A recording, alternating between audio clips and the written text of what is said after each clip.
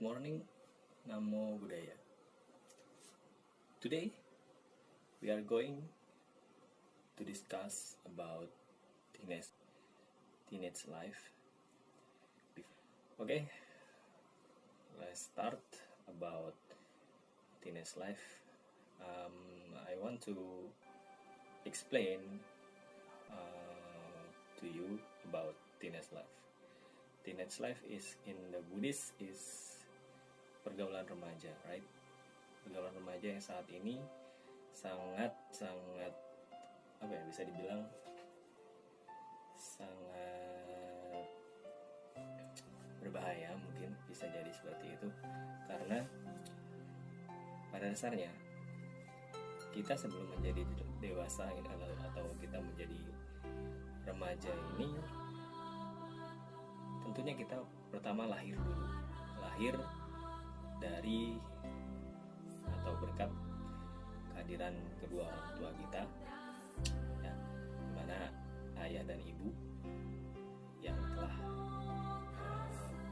membuat kita ada, dan peran ibu juga yang mengandung kita selama 9 bulan sampai pada akhirnya kita lahir, kemudian menjadi seorang anak kecil atau bayi, dan beranjak menjadi masa anak-anak, kemudian beranjak lagi menjadi masa remaja, kemudian dewasa.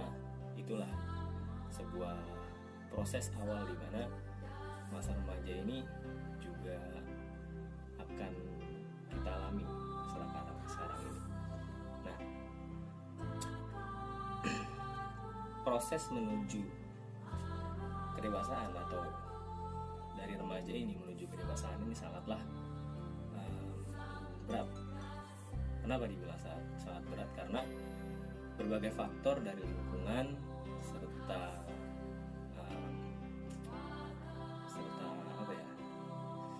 perubahan-perubahan yang terjadi itu didapat oleh diri kita. Contoh dari lingkungan dulu, kita lingkungannya seperti apa?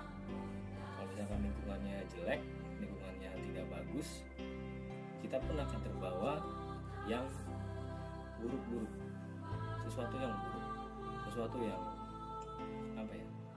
salah.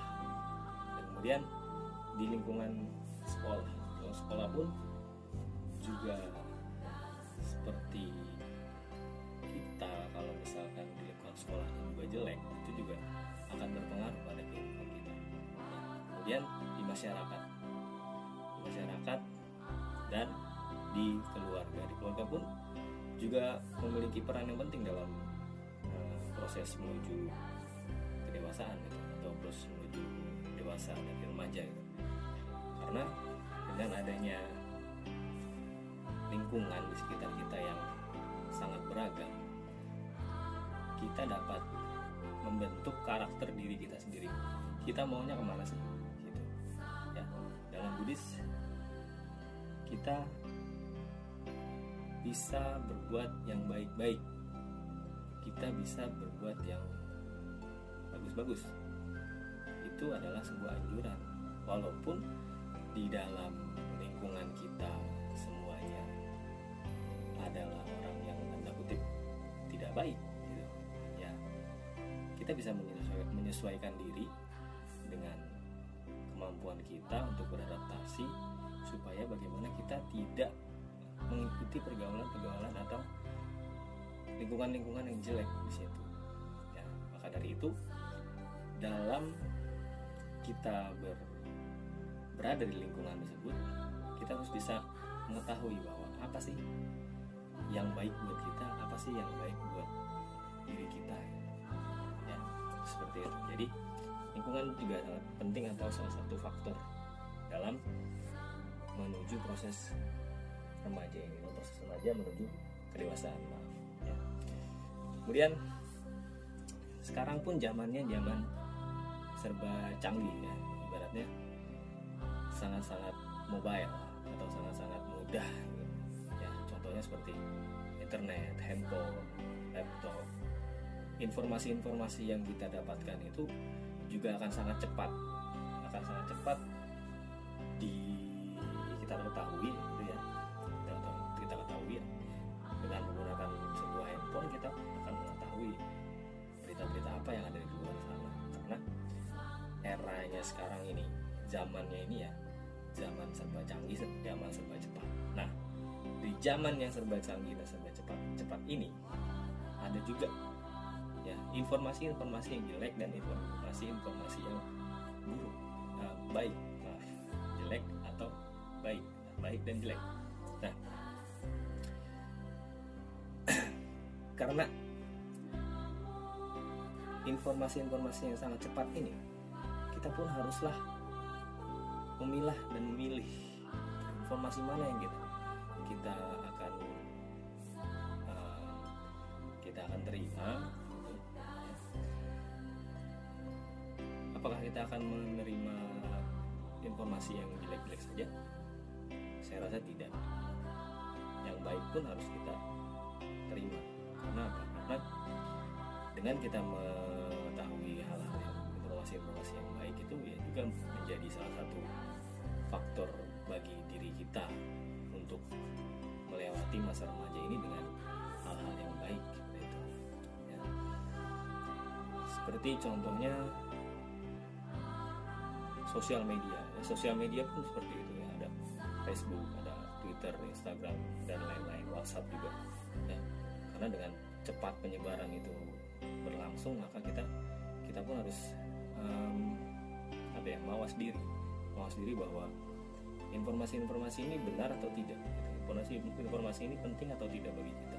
Jika emang ini tidak baik, tidak berguna bagi kita, ya sudah, abaikan dan tinggalkan. Kita cari informasi-informasi yang baik.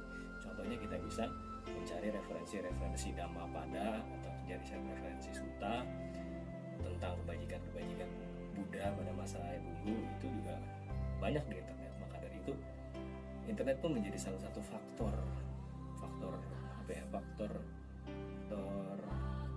dalam perubahan kehidupan remaja ini ya. Kemudian pergaulan juga salah satunya yang dibilang sangat-sangat bisa merubah sikap seorang ini. Karena pergaulan itu pada dasarnya pergaulan semua baik. Kita bergaul dengan orang yang jahat pun kita tidak apa-apa, tapi kita jangan mengikuti perbuatan jelek dia. Kita harus mengambil sisi baiknya dia. Seperti itu ya. Jadi kehidupan remaja ini ya sama seperti kehidupan sosial pada umumnya. Kita menjadi seorang makhluk sosial yang pastinya berbaur dengan lingkungan sekitar, dan lingkungan kita pun ada yang jelek, ada yang baik, seperti itu. Nah, maka dari itu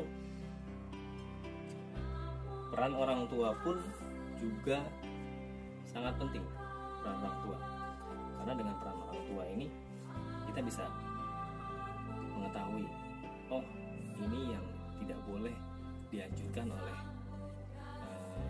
ayah kita, oleh ibu kita. Karena dengan kita melihat, karena dengan orang tua memberikan himbauan seperti itu, kita menjadi lebih baik lagi dalam menghadapi hidup ini. Jadi menjadi seorang remaja yang berkualitas, remaja yang baik. Nah, jika kita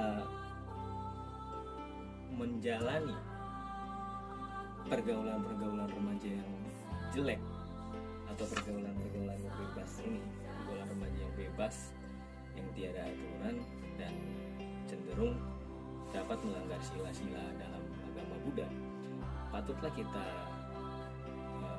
kesampingkan atau kita abaikan. Mengapa? Dengan kita mengabaikan pergaulan yang bebas, pergaulan yang jelek itu, ya kita dapat meningkatkan kualitas diri kita. Oh, saya seperti contoh, saya bergaul dengan orang yang memakai narkoba contoh. Apakah kita harus menghindari? Ya betul, kita harus menghindari. Menghindari apa? Menghindari orangnya?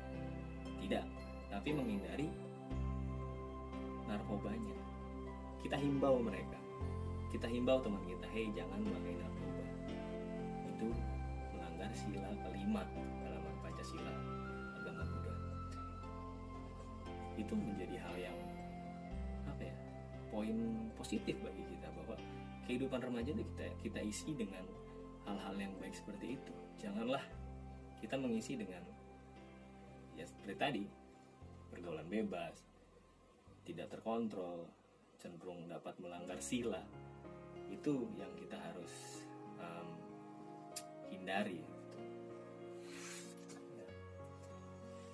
Kemudian penyebab kenakalan remaja ini banyak juga ya, penyebab dalam masa remaja ini banyak kenakalan itu banyak juga ya faktor-faktornya, tapi bisa juga dicegah dengan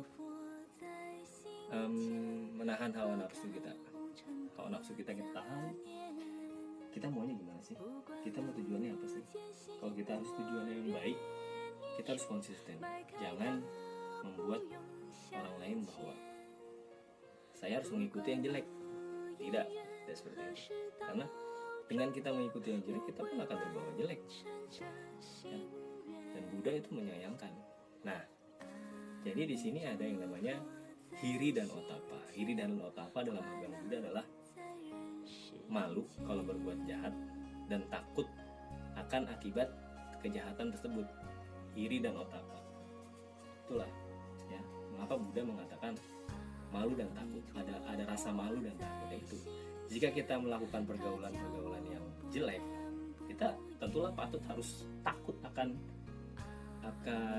konsekuensinya, akan karma buruk yang kita alami. Contohnya kita memakai narkoba, misalkan kita tertangkap oleh polisi, ya itu adalah buah karma dari buah karma jelek yang kita lakukan seperti itu. Nah, itulah ya, kita harus melandasi moral kita, dasar moral kita atau sila kita dalam remaja ini agar tidak salah arah. Karena remaja ini kan proses menuju kedewasaan. Jadi banyak seperti tadi yang saya jelaskan, bahwa banyak faktor-faktor yang jelek, faktor-faktor yang buruk. Kita tinggal melihatnya saja. Mudah atau tidak? Sangat sulit gitu. Sangat sulit untuk memilah-milah seperti itu. Kita tidak akan tahu. Tapi gimana caranya kita akan mengetahuinya? Tetap waspada. Ingat dengan malu dan takut seperti yang tadi saya jelaskan, bahwa hiri dan otapa ini adalah salah satu faktor yang penting, sangat penting nih, hiri dan otapa. Jika kamu punya hiri dan otapa itu kuat dalam batin kamu, sudah, kamu pun akan, saya tidak mau mengikuti pergaulan jelek, saya akan mengikuti pergaulan yang baik, seperti itu. Nah, dalam berteman juga, dalam kehidupan remaja kita juga harus memilih teman yang baik, berteman dengan baik dengan teman kita, atau bahasa palingnya tuh kalyanamita. Kalyanamita tuh teman yang baik, teman yang dapat membimbing kamu menuju kehidupan yang lebih baik gitu. Misalkan kamu salah gitu kan, kamu salah akan ditegur sama teman kamu, hei kamu jangan berbuat seperti ini adalah salah, melanggar sila. Itu adalah teman yang baik, kalyanamita. Kamu harus cari seperti itu, orang yang teman seperti itu ya, yang membawa dampak baik bagi kamu ya. Dalam kehidupan remaja ini tentulah sangat sulit untuk mencari teman yang seperti itu. Tapi jangan patah semangat. Saya tidak akan bisa menemui orang seperti itu. Jangan gitu. Optimis bahwa kamu akan dapat orang yang seperti itu. Kalian yang minta. Ya. Jadi dalam Dhammapada 78 dijelaskan bahwa jangan bergaul dengan orang jahat, jangan bergaul dengan orang yang berbudi rendah. Tetap bergaullah dengan sahabat baikmu. bergaulah dengan orang yang berbudi luhur, bergaulah dengan orang yang berbudi luhur, gitu ya. Jadi inilah yang kita harus jalankan, kita harus tanamkan dalam kehidupan remaja ini ya. Jadi that's it for explain for today. I hope you understand, and then I hope you always stay in the Buddhist way, and then you have to do something positive. Okay, see you tomorrow or see you next week in the Buddha religion. Thank you for your attention. Thank you for watching this video.